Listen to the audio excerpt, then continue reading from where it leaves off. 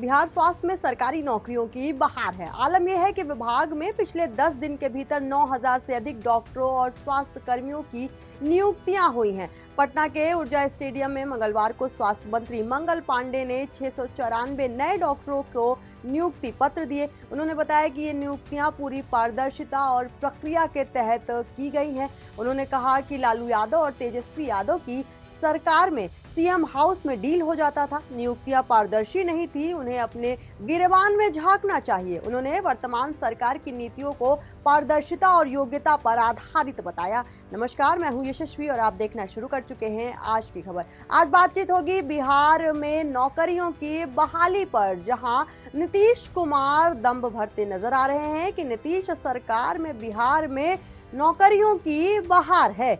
बता दें आपको 31 मई को 228 विशेष चिकित्सकों की नियुक्ति की गई थी। वहीं 5 दिन पहले यानी 5 जून को 509 चिकित्सकों की नियुक्ति की गई।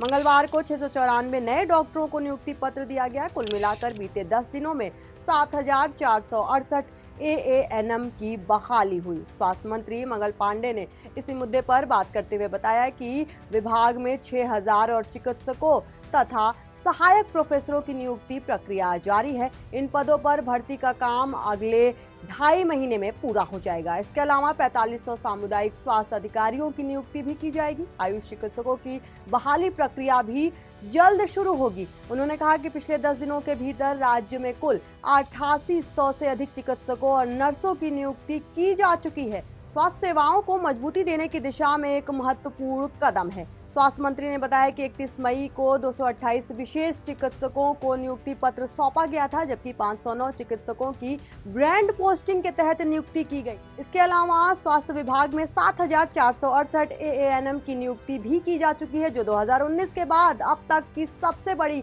बहाली मानी जा रही है। उन्होंने बताया कि जिन 694 चिकित्सकों को नियुक्ति पत्र दिया गया था, उनमें राष्ट्रीय शहरी स्वास्थ्य मिशन के तहत 447 पूर्णकालिक चिकित्सक पदाधिकारी, राष्ट्रीय यक्ष्मा नियंत्रण कार्यक्रम के 3 पोषण पुनर्वास केंद्र, ब्लड बैंक और डीईआईसी के अंतर्गत 145 और 99 सेकेंड मेडिकल ऑफिसर शामिल हैं। इन्हें राज्य के सभी 38 जिलों में रिक्तियों और योग्यता के आधार पर पदस्थापित किया गया है। बता दें कि भर्ती प्रक्रिया के माध्यम से सरकार का लक्ष्य है कि शहरी के साथ साथ ग्रामीण इलाकों में भी लोगों को गुणवत्तापूर्ण स्वास्थ्य सेवाएं उपलब्ध कराई जा सके। सरकार का मानना है कि ये नियुक्तियां चिकित्सा व्यवस्था को नया दिशा देंगी। लेकिन इन सब के बीच में चाहे लालू सरकार थी या फिर अब नीतीश सरकार है, सवाल उठ रहे हैं कि बिहार आखिर इतने सालों में पिछड़ा क्यों जा रहा है। क्यों पिछड़े राज्यों में नाम आता है बिहार का? अगर बिहार में बहार है नौकरियों की, तो फिर बिहार पिछड़ा राज्य क्यों है? लालू ये पूछ रहे हैं, तेजस्वी यादव ये पूछ रहे हैं, जिस पर नीतीश और नीतीश के सरकार में लोग ये जवाब दे रहे हैं कि पहले आप जवाब दीजिए कि आपकी सरकार में क्यों ऑफिसों में ही नियुक्ति पत्रों को बांट दिया जाता था, क्यों डील हो जाता था, यानी कि पैसे के लेन देन के आरोप को भी लगाया जा रहा है। बिहार में अगर बहार है नौकरियों की, तो राज्य पिछड़ा क्यों है? क्यों गरीबी है? क्यों भुखमरी है? और इसके साथ साथ बेरोजगारी पर भी तंज कस रहे हैं तेजस्वी यादव नीतीश सरकार पर। अब देखना होगा कि बिहार की जनता क्या करने वाली है, क्योंकि बिहार में होने वाले हैं विधानसभा चुनाव। जनता किसको चुनेगी?